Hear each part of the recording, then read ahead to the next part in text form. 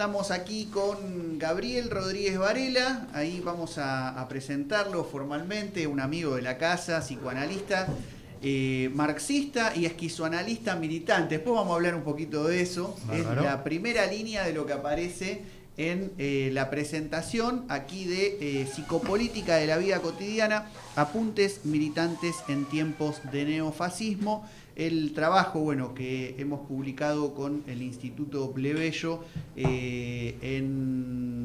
¿cuándo fue? A fines del año pasado, ¿no? 2023, finales de 2023. El año pasado fue el Finales 24. 2024. El problema de los cambios de año es que uno siempre termina diciendo, ¿no? Este año o el año pasado cuando fue el anterior, claro.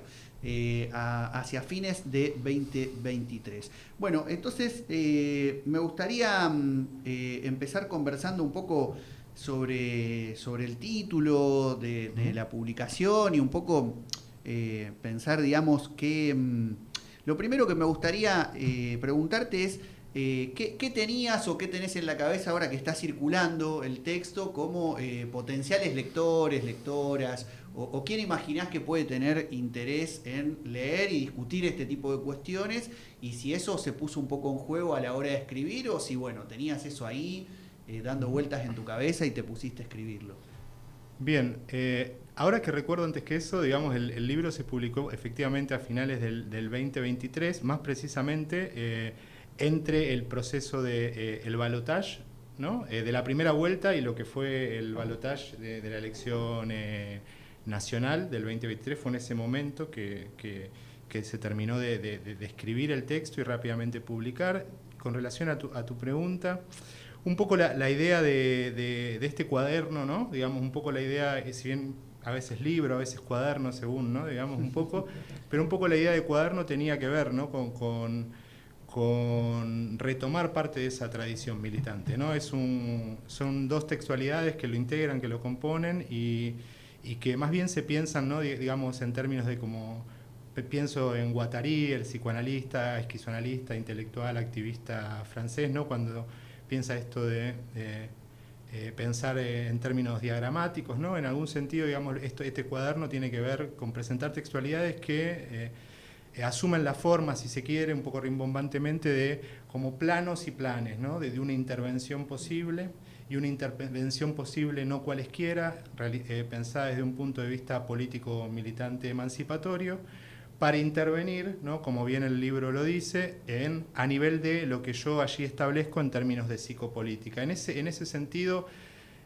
más que potenciales lectores, lectoras, digamos, el cuaderno está pensado para, como tiene en algún sentido la intención de trazar ciertas composiciones, más bien a nivel de grupalidades, de intervenciones concretas, no tanto generar quizás instancias de discusión y de reflexión al respecto. Y esto lo menciono porque no es de manera meramente casual, que digamos en algún sentido el cuaderno, digamos, fue como la plataforma textual que inaugura lo que hemos creado en términos de el Observatorio Silvia Berman de Psicopolítica y Salud Mental Popular, en el marco del Instituto Plebeyo, en el cual compartimos, ¿no? Ese espacio. Digamos, es una textualidad que en algún sentido se piensa como una plataforma, un punto de partida para una grupalidad que se disponga a, como bien lo mencionamos en el observatorio, tal vez contribuir a generar algún tipo de programa, de programática de acción que aborde, ¿no? Y que intervenga, que busque intervenir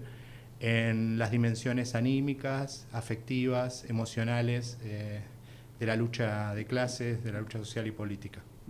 Hay toda una cuestión que tiene que ver con el archivo, ¿no? Mencionábamos también aquí Gabriel Rodríguez Varela en el estudio de Radio del Pueblo, licenciado en Psicología por la Universidad de Buenos Aires, y bueno, hemos compartido la experiencia de la Cátedra Abierta Félix Guattari, ¿no? Uh-huh. en el marco de lo que entonces era la Universidad de los Trabajadores de IMPA, la primera fábrica recuperada de la Argentina, que conformó el MENER, el Movimiento Nacional de Empresas Recuperadas, y de algún modo también producto de ese trabajo se publicó el libro Revolución Molecular y Lucha de Clases de Félix Guattari, con Red Editorial, y recién mencionabas, bueno, un poco lo que tiene que ver la figura de Silvia Berman, que ahora podríamos recuperar un poco, y aparecen de algún modo ciertas menciones a un archivo, ¿no? Que tiene que ver con un legado de luchas, de producciones de la teoría crítica, y que todo eso pasa a funcionar en clave de interpretación, de cuestionamiento,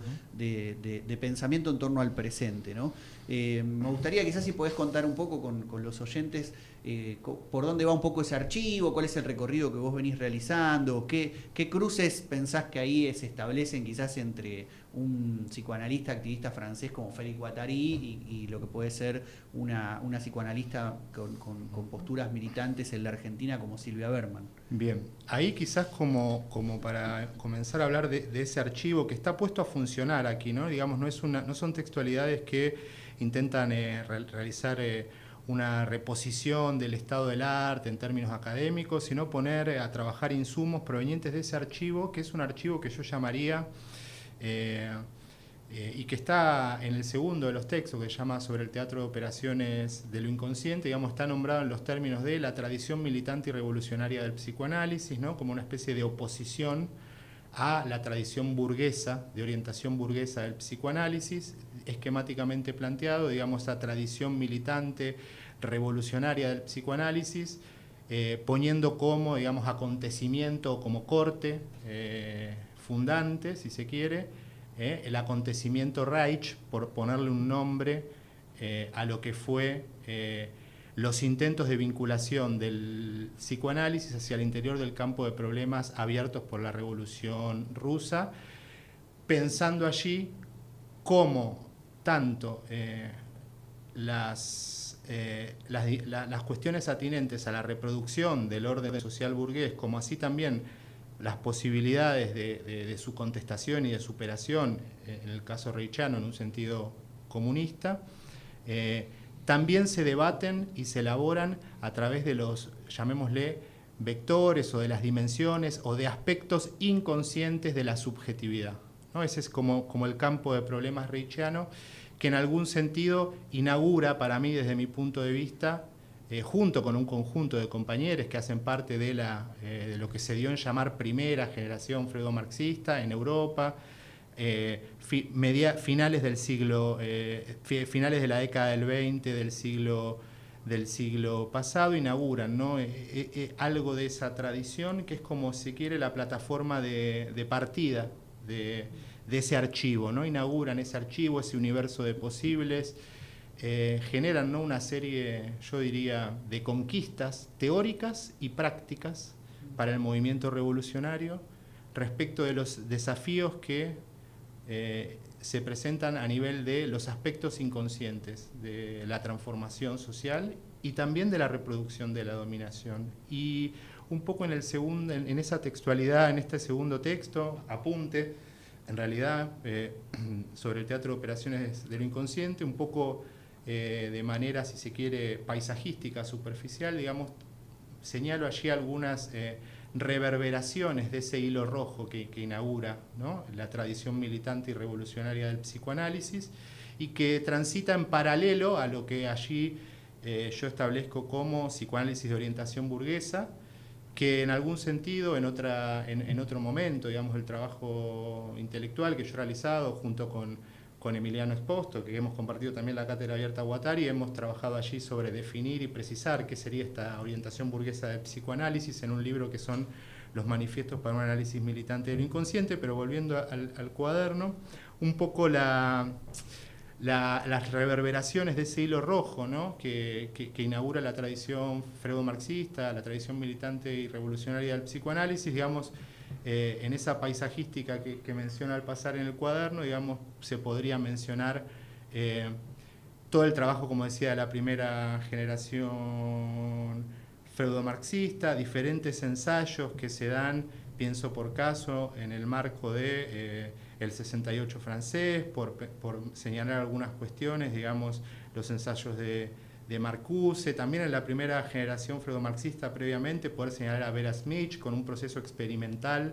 en el marco de de los primeros momentos de la Revolución Rusa, un proceso experimental de pedagogía socialista, de inspiración psicoanalítica, para poder como interferir en cómo la familia nuclear burguesa, digamos, y las instituciones que reproduce la familia nuclear burguesa, cómo poder generar, si se quiere, una nueva formas de vida, modificando, si se quiere, los diseños de crianza en términos políticamente establecidos, ¿no? Digamos, de hecho, Wilhelm Reich, hay un texto un libro que se llama Psicoanálisis y Educación, creo que es de Vera Smith, y también interviene Wilhelm Reich, donde un poco narra esa experiencia, pero no la quería dejar de mencionar. Después tenemos Marcuse. Después, bueno, más a nivel europeo, ¿no? Desde luego todo el trabajo, si se quiere, de vía Althusser, el estructuralismo, y en el Río de la Plata, en Latinoamérica en general, y en el Río de la Plata en particular, ¿no? Toda una tradición que en la década de los 60 y los 70, ¿no?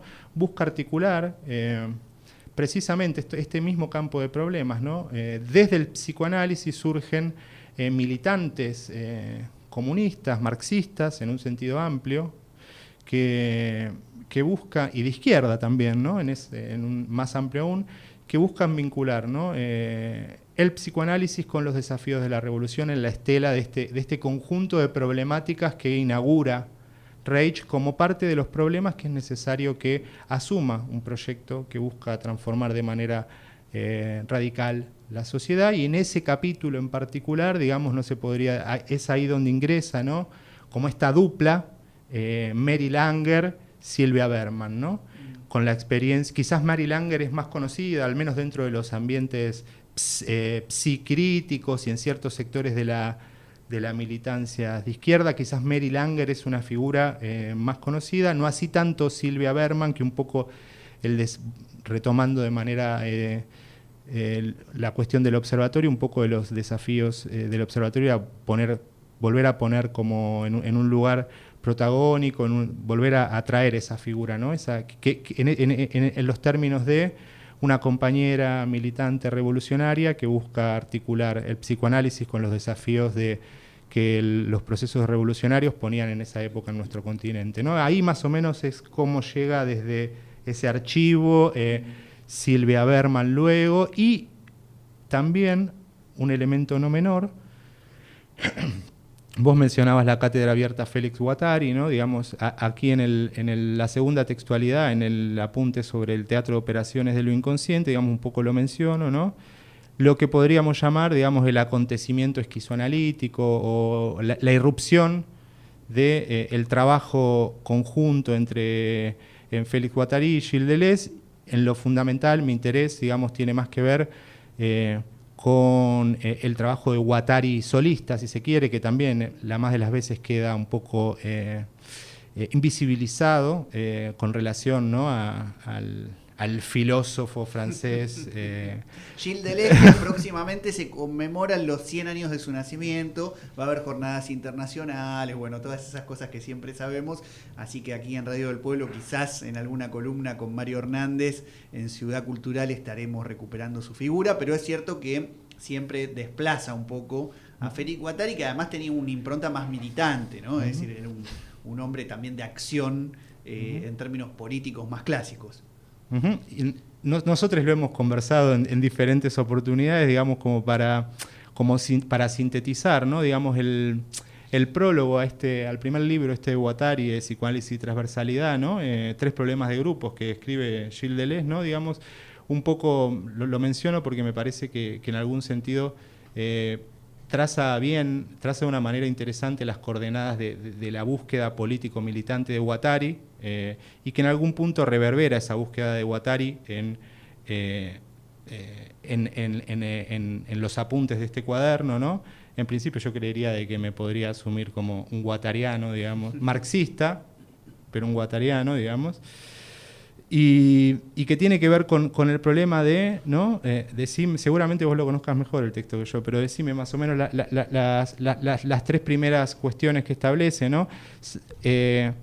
Dicho rápidamente, digamos, sabemos que la política está en lo inconsciente desde el vamos, ¿no? Y la pregunta sería una vez que sabemos eso, digamos, cómo poder introducir los problemas de lo inconsciente, de un inconsciente que ya está politizado, que ya está considerado en términos sociales, históricos y políticamente determinados, hacia el interior del campo de los grupos militantes, activistas, las implicancias de desplegar esa hipótesis, que yo más que hipótesis diría conquista teórica del movimiento revolucionario, ¿no? Antes de meternos en los tiempos de neofascismo, como titulan estos apuntes militantes, psicopolítica de la vida cotidiana, de Gabriel Rodríguez Varela, para quizás si hay personas que están escuchando y no están tan familiarizadas con estas temáticas, pero escuchan freudo-marxismo, vienen los nombres de Marx y Freud, rápidamente uno inmerso, por lo menos en cierto campo de inquietudes, sabe, Marx, Engels, 1848, publican Manifiesto Comunista, abren una larga saga, ¿no? Pasan por la Comuna de París en 1871, y a partir de 1917, con la Revolución Rusa, el ciclo de revoluciones del siglo XX, donde lo que a simple vista uno puede decir se nos viene a la cabeza es el problema de la conciencia, ¿no? La falsa conciencia, la falta de conciencia, la conciencia revolucionaria. Y después aparece Freud, ¿no? Siglo XX, marcando ahí el inicio con la publicación de la interpretación de los sueños en 1900, el problema del inconsciente, ¿no? La cuestión de lo inconsciente, entonces cómo pensar ahí ese vínculo, ¿no? Freudo-marxista, Freud-Marx, conciencia, problemas del inconsciente. ¿Qué podrías decirnos así para un público no especializado, digamos? ¿Qué se te viene a la cabeza como para compartir, aunque sea una breve reflexión? Digamos, retomando, me parece que una forma de abordar esa cuestión podría ser retomando un poco como alguno de los planteos fundantes que establece Wilhelm Reich y que inaugura, como decía, esa tradición militante y revolucionaria del psicoanálisis, y tiene que ver, se vincula generalmente la pregunta o la cuestión con el campo de problemas que hacia el interior de las prácticas militantes durante el siglo XX, digamos, estableció en los términos del problema de la ideología, ¿no? Si se quiere, desde cierta lectura marxista, de cómo ¿no? en esta duplicidad que por lo general sobre la cual trabajó cierto marxismo durante el siglo XX, ¿no? Entre estructura y superestructura, digamos, a nivel ideológico, digamos, cómo puede darse, sería como la pregunta, la situación según la cual una pauperización, así lo establece Wilhelm Reich, ¿no? una pauperización intensa de las condiciones de vida de la clase trabajadora, ¿no? Una situación de crisis objetiva en términos económicos. ¿Cómo puede darse que la respuesta de grandes sectores de la clase trabajadora, la respuesta de las masas, va a decir Reich, el problema es la psicología de las masas del fascismo, ¿no? ¿Cómo puede darse que la opción venga, ¿no?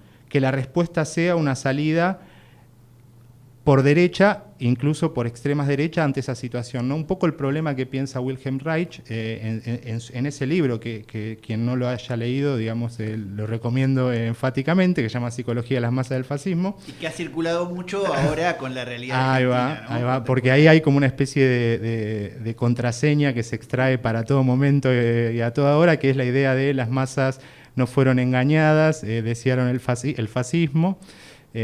Para mí, dicho al paso, ese es un invento de Guattari y Deleuze. Yo todavía no lo pude encontrar en Wilhelm Reich. Me parece que es un truco que hacen en el Antiedipo, que están pensando ese mismo problema. Igual es válido, digamos, la afirmación. Pero, insisto, es muy probable, puede ser que sea por déficit e insuficiencia de lectura de mi parte de Wilhelm Reich, pero yo no lo encontré. Pero dicho eso... igual es válida la operatoria, ¿no? Está bien, estamos en tiempos de redes sociales, ¿viste? Donde aparece cualquier frase, Julio Cortázar, ¿viste? La dijo el verdulero en la esquina tomando mate con su mujer y está bárbara, ¿no? Pero bueno. Bueno, pero, disculpa, Mariano. Dale. No, decía que esto de él, bueno, la respuesta del corrimiento, la respuesta por derecha de las masas y como allí poder identificar en algún sentido cómo a nivel ideológico se reproducen, si se quieren, las instituciones que soportan en términos sociales y políticos el ordenamiento social burgués. Fundamentalmente lo que identifica Reich en su momento, digamos, tiene que ver con cómo la familia nuclear, burguesa, autoritaria, patriarcal, digamos, produce en su ser agente social de socialización, de conformación de un individuo, ¿no? Cómo va generando la estructuración de una subjetividad que se produce en sintonía con las necesidades de la reproducción del sistema. Y ahí empieza a generarse todo un campo de problemas que tiene que ver con, bueno, cómo poder transformar una realidad que asimismo es una realidad que nos constituye, en principio y en un sentido dominante, en el sentido de reproducir esa misma realidad. Como ese problema que parece un poco enreverado, es en algún sentido, creo que se podría establecer como el campo de preocupaciones o de desafíos políticos, no intelectuales. No sé si algo de esto iba en sintonía con tu pregunta, Mariam. Bien, va en sintonía y estamos un poco haciendo ese pasaje del siglo XX al siglo XXI, de Reich y el fascismo histórico a los neofascismos y la situación contemporánea. Escuchamos un poquito de esas músicas antifascistas contemporáneas para seguir esta conversación con Gabriel Rodríguez Varela.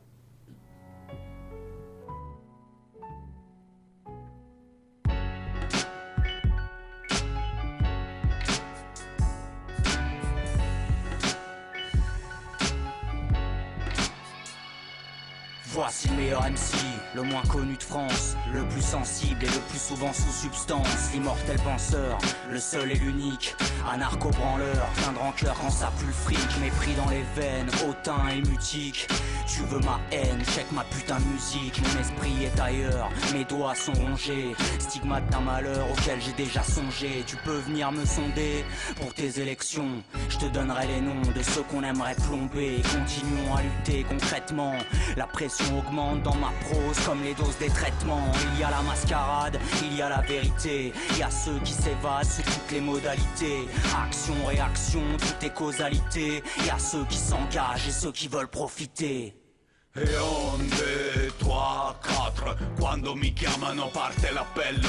Da solo accompagnato vengo da un fratello. Mi precipito sul posto, parto dal porto, dall'aeroporto. Zero stanco morto, la gloria non paga, si muore di fama. Per la scuola e la strada, per lo studio si paga. Gente umilmente incontrata, per tutti i quartieri del mondo. Cosa dobbiamo dimostrare? Tra il dire c'è il fare. Del siglo XX al XXI, decíamos, un poco de sonidos más contemporáneos, escuchábamos, abrimos este programa con un tango, así que estamos haciendo el pasaje ya de lleno a lo que va a ser ya este primer cuarto del siglo XXI, donde, por ejemplo, el término psicopolítica aparece con bastante frecuencia y donde en nuestra vida cotidiana el término de fascismos, neofascismos ha vuelto, ¿no? Como no había retornado en otros momentos donde quizás hubo ofensivas de las derechas, implementación, sin ir más lejos, del modelo neoliberal con el menemato, o incluso con Mauricio Macri en la presidencia en torno a Juntos por el Cambio, ¿no? Pero centralmente el PRO como partido de la derecha, no se solía decir mucho, ¿no? Los fascistas del PRO. Sin embargo, con La Libertad Avanza, con la figura de Javier Milei, que se autodenomina un anarcocapitalista liberal, todos los cañones apuntan un poco a la caracterización de estos tiempos como de neofascismo, ¿no? Más allá de las figuras, los partidos. ¿Qué apareció un poco en el momento de elaboración de este trabajo, que recordemos un poco está ahí medio terminado entre las PASO y las elecciones generales argentinas de 2023? Son términos fuertes, contundentes, que bueno, calculo que los habrás utilizado pensando en algunas cuestiones concretas, ¿no? En principio, como por ejemplo, así como para detenernos un poco en torno al título, digamos, psicopolítica de la vida cotidiana, intentaba hacer una intervención, si se quiere, sobre el nombre de un texto muy conocido de Freud, que es Psicopatología de la vida cotidiana, ¿no? Digamos, y un poco, entre otras cuestiones, para hacer una intervención política sobre lo que en Freud, digamos, puede tener derivas, si se quiere, psicopatologizantes y demás, con todo lo que eso implica, digamos, y entonces, en ese sentido, como una primera intervención allí, que también es parte de intentar intervenir en un archivo, ¿no? Como decíamos antes, ¿no? Que es lo que o de una tradición más bien, que para mí es, como te decía, la del psicoanálisis militante y revolucionario. un poco, es cierto lo que vos decís, como que sobre todo de un tiempo a esta parte, ¿no? Digamos, psicopolítica ha sido como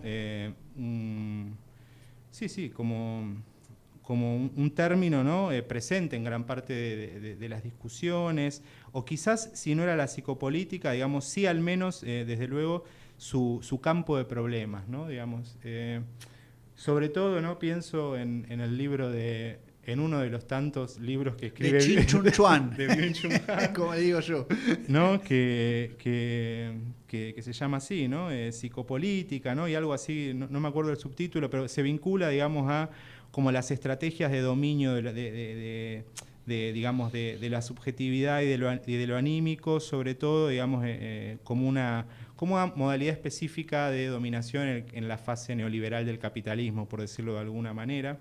Un poco en estos apuntes y también en el trabajo que venimos realizando en el Observatorio Silvia Berman de Psicopolítica y Salud Mental Popular, el término psicopolítica, digamos, está compartido, está pensado en otro sentido, ¿no? Un poco, digamos, hacia el interior de ciertas prácticas militantes, activistas, prácticas de intervención, digamos, que se disponen, valga la redundancia, a intervenir en lo que podríamos llamar la batalla cultural, ¿no? La producción de ideas y demás. Hay como una distinción bastante clara, digamos, entre lo que son las prácticas de intervención que buscan, que intervienen en la macropolítica, ¿no? Como en la política en una escala mayor, digamos, a nivel, si se quiere, de la política en términos de instituciones, si se quiere, de magnitud estatal, vamos a decirlo de alguna manera, y la micropolítica que busca como politizar y transformar lo que existe más próximo, ¿no? en nuestra existencia comunitaria, territorial, ¿no? A nivel de lo más inmediato en nuestra vida social, ¿no? Están estas dos como distinciones, lo macro y lo micropolítico, y como que desde de un tiempo esta parte, ¿no? El desafío siempre, o en gran parte de las veces se presenta, ¿no? En cómo articular una politización de lo micro con una politización de lo macro, ¿no? Pienso en las politizaciones de lo micro, digamos, como por caso, tomando en consideración las transformaciones que promovieron aquí en Argentina de un tiempo a esta parte, los feminismos, activismo de las disidencias, ¿no? Como ese tipo de intervenciones. Y un poco la psicopolítica, tal como yo lo pienso, no refiere tanto a esa tradición que piensa Byung-Chul Han de, bueno, poder dar cuenta de una fase, de una modalidad de dominación específica sobre lo anímico, ¿no? que estaría en juego en el capitalismo neoliberal. Tampoco lo psicopolítico lo planteo en los términos de cómo ha sido, por ejemplo, tramitado dentro de lo que es la teoría militar de la guerra, ¿no? Digamos, cuando en ese campo de reflexión militares, ¿no? Piensan cómo intervenir en ciertas luchas en un sentido que ellos llaman, ¿no? A nivel de la contrainsurgencia, por ejemplo, y cómo se ha pensado desde la intelectualidad de la derecha militar y de las derechas ese tipo de intervenciones, en donde en ocasiones se plantea este término, ¿no? Psicopolítica, ¿no? No está pensado así, sino más bien como para poder articularlo con esos dos registros, si se quiere complementarlo, adicionarlo como un registro de la materialidad de la vida social que tiene su especificidad en los modos en los cuales se estratifica, ¿no? Y que tiene que ver con, bueno, si se quiere, a esta distinción entre lo micro y lo macropolítico, poder agregar como un nuevo desafío de cómo poder pensar hacia el interior de la micropolítica, que es su campo de efectuación de lo psicopolítico, cómo poder pensar específicamente las intervenciones hacia las dimensiones anímicas, afectivas de la micropolítica. Y en ese sentido es que lo psicopolítico está planteado como una dimensión más estratificada en la realidad social. ¿Y cómo imaginás o qué experiencias conocés quizás de otros momentos históricos en términos de el desarrollo de este tipo de iniciativas, ¿no? Pensando, la batalla cultural ha quedado muy asociado, lamentablemente, ¿no? En los últimos tiempos a las derechas, contemporáneas y un poco te dicen, bueno, batalla cultural, TikTok, ¿no? Poder hacer streaming por YouTube, redes sociales y bueno, quizás publicar algún libro y dar algunas conferencias, ¿no? Como esa idea, ¿no? De esta especie de neogramscismo de derecha. Y queda un poco reducido ahí, ¿no? A lo comunicacional también, quizás. En términos de una psicopolítica apuntando, como vos decías, a estas micropolíticas en una perspectiva más emancipatorias, ¿cómo lo imaginás en su desarrollo? ¿Rescatás algunas experiencias puntuales que te pueden servir de la historia para pensar algo en la actualidad? ¿Cómo lo venís trabajando eso? Quizás ahí una de las cuestiones a ubicar que está, ¿no? en el primer apunte que se denomina recomposición psicopolítica o barbarie neofascista, y un poco uno de los desafíos creo que tiene que ver con poder, en principio, cómo imaginar, ¿no? Insiste la idea, ¿no? En las discusiones intelectuales y de izquierdas en un sentido amplio, ¿no? El problema de la imaginación política, ¿no? Mark Fisher, el realismo capitalista, etcétera, etcétera.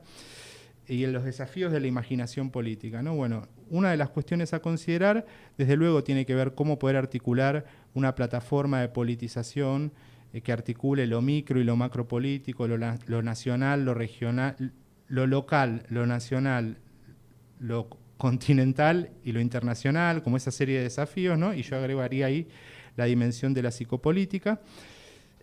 La cuestión tendría que ver para mí con uno de los primeros obstáculos que se presentan cuando se intenta pensar lo anímico y lo afectivo en intervenciones dispuestas en un sentido político militante, que se realizan, se imaginan desde esa disposición, si se quiere, desde esa racionalidad, tiene que ver, ¿no? con poder sortear cierto realismo, ciertos obstáculos que se presentan para imaginar una intervención en lo anímico y lo afectivo que no esté subsumida, dirigida, comandada por profesionales de las disciplinas psi, ¿no? Entonces, en lo que suele redundar esto,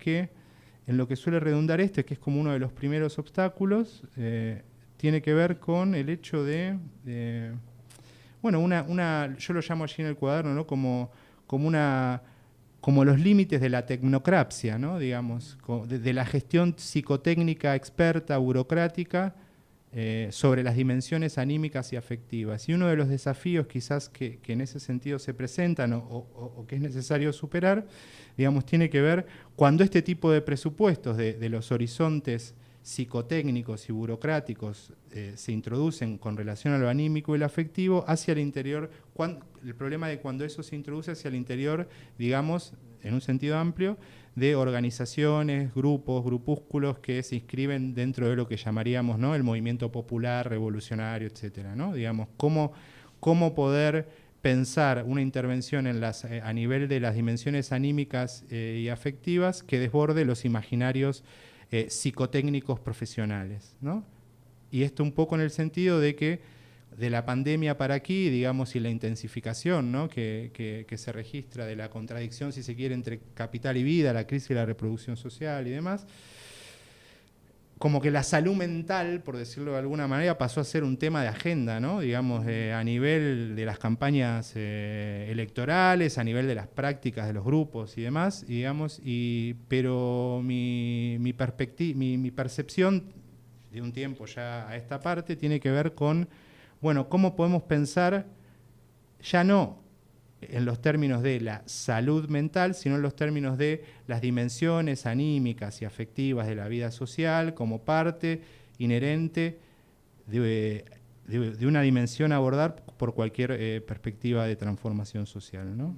Lo cual no implica, desde esto que yo estoy mencionando, negar la importancia que tiene, por ejemplo, las conquistas que los procesos de lucha y organización social y política emancipatoria han logrado introducir hacia el interior del campo, del conjunto de prácticas de lo que habitualmente se entiende como salud mental, ¿no? Que yo ahí en el cuaderno lo denomino como salud mental del Estado, en el sentido de prácticas estatalmente codificadas.